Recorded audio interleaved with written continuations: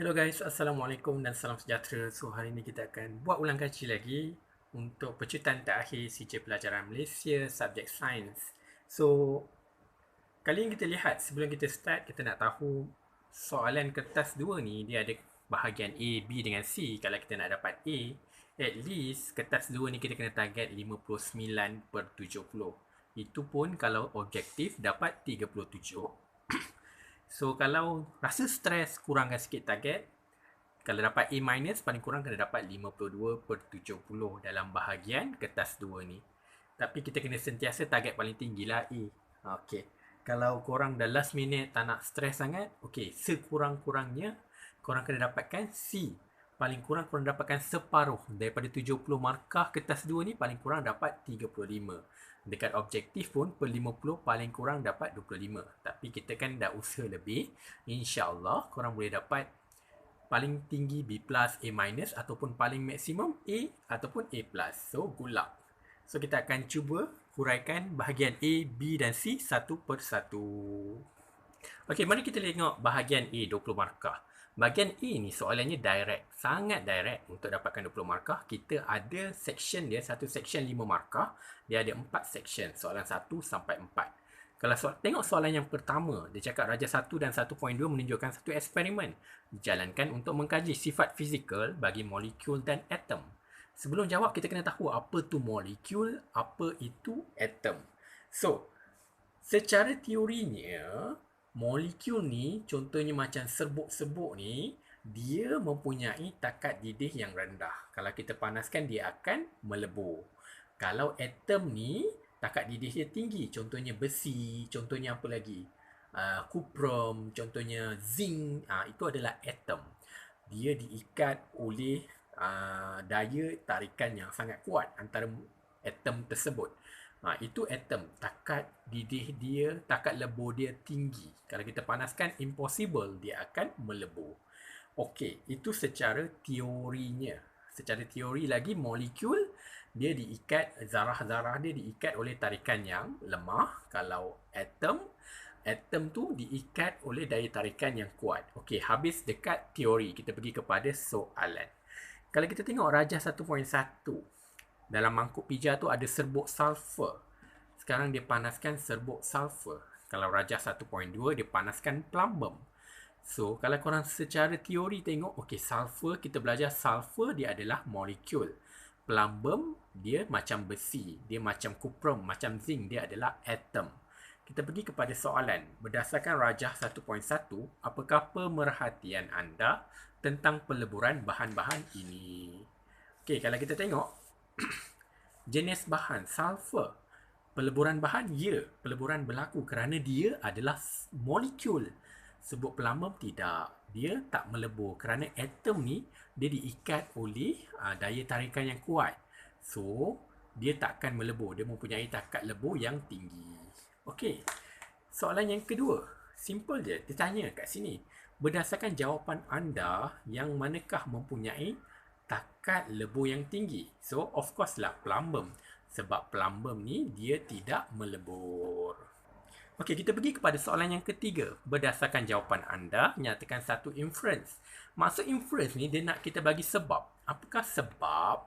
Jawapan kita tulis, kita cakap, plumbum, dia mempunyai takat lebur yang tinggi. Sebab apa takat lebur dia tinggi? Kita curious. Sebab apa? Sebab zarah-zarah plumbum ni, yang bulat-bulat tu, atom tu, zarah-zarah plumbum ditarik antara satu sama lain oleh daya tarikan yang kuat. Sebab itulah takat lebur plumbum ni kita cakap lagi tinggi. Kalau soalan tu twist, contoh dia cakap, nyatakan bahan yang mempunyai takat lebur yang rendah, jawapannya ialah sulfur. Lepas tu dia tanya, bagikan satu sebab kenapa awak cakap sulfur tu takat lebur dia rendah. Kita pun cakaplah, zarah-zarah sulfur ditarik antara satu sama lain oleh daya tarikan yang lemah. Okey, simple. Dia adalah vice versa, terbalik sahaja. Okey, soalan B, nyatakan definisi secara operasi bagi bahan molekul dalam eksperimen ini. Maksud definisi secara operasi ialah definisi dalam eksperimen ni. Dalam eksperimen ni, siapakah bahan molekul? So, dalam eksperimen ni, bahan molekul dia sulfur kan? So, apa yang jadi bila kita panaskan, dia melebur. So, tulis balik. Bahan molekul ialah bahan yang melebur apabila dipanaskan. So, maksud operasi tu definisi secara eksperimen ni. Jangan ambil teori yang lain. So, dalam kes ni molekul panaskan melebur. Tulis je balik. Bahan molekul ialah bahan yang melebur apabila dipanaskan. Okey, kita pergi kepada soalan yang kedua. Harap soalan yang pertama tadi kita boleh dapat 5 markah. Soalan yang kedua pun tentang 5 markah. Macam mana kita nak grab opportunity tu nak dapat 5 markah. Soalan yang kedua ni tentang kita punya cara macam mana nak baca kita punya termometer. Cikgu dah banyak kali ajar kat sekolah kan. Tengok, betul-betul garis pakai pembaris supaya nampak bacaan yang betul. Dia dah besarkan ni, kalau tak nampak tak tahulah. So, dia kata soalan yang pertama, sebelum tu kita kena tahu dulu soalan ni tentang apa kita baca. Satu eksperimen telah dijalankan oleh sekumpulan murid untuk mengkaji tindak balas eksotermik dan endotermik. So, eksotermik ni tindak balas yang berlaku nanti suhu dia menaik, dia makin panas. Kalau endotermik, suhu dia menurun. Okey. So, soalan berdasarkan rajah 2.1 dan 2.2, berapakah bacaan akhir? Okey, awak baca betul-betul. Kalau tengok 2.1 ni 36, dekat 2.2 ni 25 darjah Celsius. Tulis dalam kotak yang diberikan. Dah dapat 2 markah. Senang je dia bagi 2 markah. Okey. Pergi kepada soalan B. Dia cakap berdasarkan jawapan anda dalam jadual 2, nyatakan satu sebab kenapa tindak balas antara natrium hidroksida dengan air ni, tindak balas yang pertama ni, berikan satu sebab, satu inference bagi tindak balas tersebut. Kalau kita tengok tindak balas yang pertama, suhu dia meningkat. So, dia tanya kenapa? Agak-agaknya kenapa suhu dia meningkat? Kita nak bagi sebab. Yang pertama kita boleh cakap, sama ada kita boleh cakap suhu dia meningkat sebab tindak balas tersebut ialah eksotermik.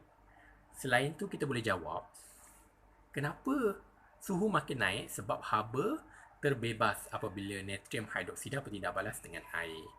Okay, dia sama je dua ni. Sebab maksud tindak balas eksotermik ialah tindak balas yang membebaskan haba. So, awak boleh jawab yang pertama ataupun yang kedua. Pilih, jangan jawab dua-dua. Jawab salah satu saja. Okey, yang kedua. Simple, benda yang sama. Nyatakan definisi secara operasi. So, bila secara operasi, tulis je balik. Dalam eksperimen ni, exothermic tu apa? So, tindak balas exothermic ialah tindak balas yang menyebabkan peningkatan suhu. Kalau dia twist, dia tanya apakah tindak balas endothermic. Endothermic ialah tindak balas yang menyebabkan penurunan suhu. Itulah definisi secara operasi. Berdasarkan eksperimen ni, apa yang kita tahu? Okay, simple kan? Okay, soalan C. Dia kata tandakan right pada kotak yang disediakan untuk menunjukkan bahan lain yang boleh menggantikan amonium klorida. Okey, soalan ni ada trik sikit. So, kalau korang tak tahu, korang main hentam kan? Okey, kita belajar teori. Okey, kat sini cakap amonium klorida. Amonium klorida ni tindak balas endotermik, dia makin sejuk. So, korang kena tahu, kalium ini adalah logam. Okey, kalau logam, dia bertindak balas dengan air. Apa jadi? Logam dengan air, dia adalah exothermic. Sebab logam, dia sangat reaktif. Kena ke air, dia akan tindak balas yang mengeluarkan haba. So, ni kalium dah tak boleh. Kalium hidroksida, logam oksida pun tak boleh juga. Dia adalah exothermic. Masuk dalam air, tindak balas tu akan mengeluarkan haba. Okey, bagi kalium nitrat, dia sama dengan amonium klorida. Selalu soalan pasal endo ni, ingat amonium je. Tapi kawan dia yang lain, sama juga endotermik, kalium nitrat. So, kena ingat. Okay, next kita pergi kepada soalan yang ketiga. Sekali pandang kita dah tahu ni adalah eksperimen untuk mengkaji kesan suhu terhadap pertumbuhan bakteria. Kita belajar bakteria tumbuh dengan pesat pada suhu 36-37 darjah Celsius. Okay, dia tumbuh dengan pesat. Dalam kes ni, ikut je. Soalan kata 36, ikut je 36. So, dalam suhu 36. Tak tahu kenapa betul ke tak, tengok dekat jadual ni. Tabung uji L, suhu 36, sangat keruh. Maksudnya bubur nutrien ni bila sangat keruh, maksud pertumbuhan bakteria tu sangat pesat. Banyak bakteria tu bernafas. Sebab tu bubur nutrien tu makin lama makin keruh. So, kita pergi kepada soalan. Soalan dia cakap, berdasarkan jadual, nyatakan suhu yang paling sesuai bagi pertumbuhan bakteria. Suhu 36. Tengok yang mana paling keruh, itu yang paling sesuai. Okey. Kalau dia cakap berdasarkan jadual, nyatakan suhu yang paling tidak sesuai bagi pertumbuhan bakteria, Boleh jawab suhu 5 darjah Celsius dengan 80. Okey, tengok soalan tu macam mana. Soalan B, berdasarkan jawapan anda, nyatakan satu sebab daripada eksperimen ni. Inference tu sebab. Bagi satu sebab. Kenapa? Maksud dia kenapa awak cakap pada suhu 36 ni dia paling sesuai?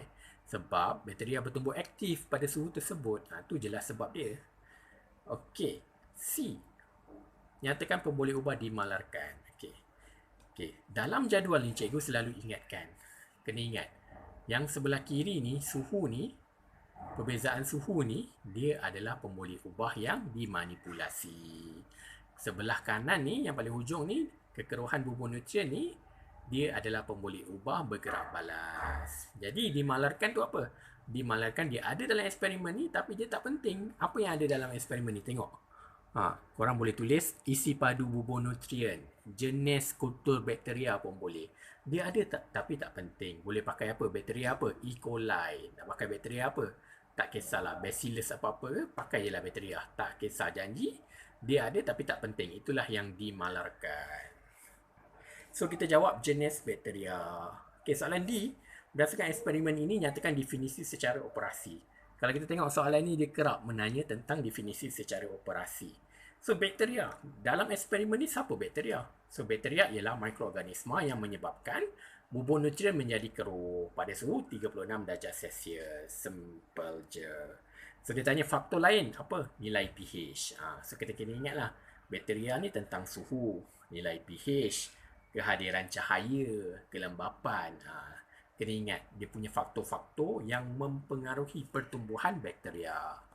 Okey. Kita pergi kepada soalan yang keempat, yang terakhir dalam bab bahagian A kertas 2. Tentang getah. Latex pun antara soalan yang famous. So, dia mengkaji kesan kehadiran asid dan amonia terhadap keadaan latex. Okey. First sekali tengok jadual bila dia bagi. Sebelah kiri sekali ialah pemboleh ubah yang dimanipulasi. Sebelah kanan pemboleh ubah bergerak balas. So, kat sini ialah dimanipulasi ialah kehadiran asid etanoik ataupun kehadiran larutan amonium. Ataupun kalau korang malas, korang boleh tulis kandungan bika pun boleh. Okey. Pemboleh ubah yang bergerak balas ialah keadaan latex. So, dia tanya, nyatakan pemerhatian dalam eksperimen ini. Korang nampak kan dengan mata kasar, bila tambah asid dia bergumpal. Tulislah menggumpal. Bila tambah amonia dia tidak menggumpal. Secara teorinya, cikgu nak explain kenapa dia menggumpal.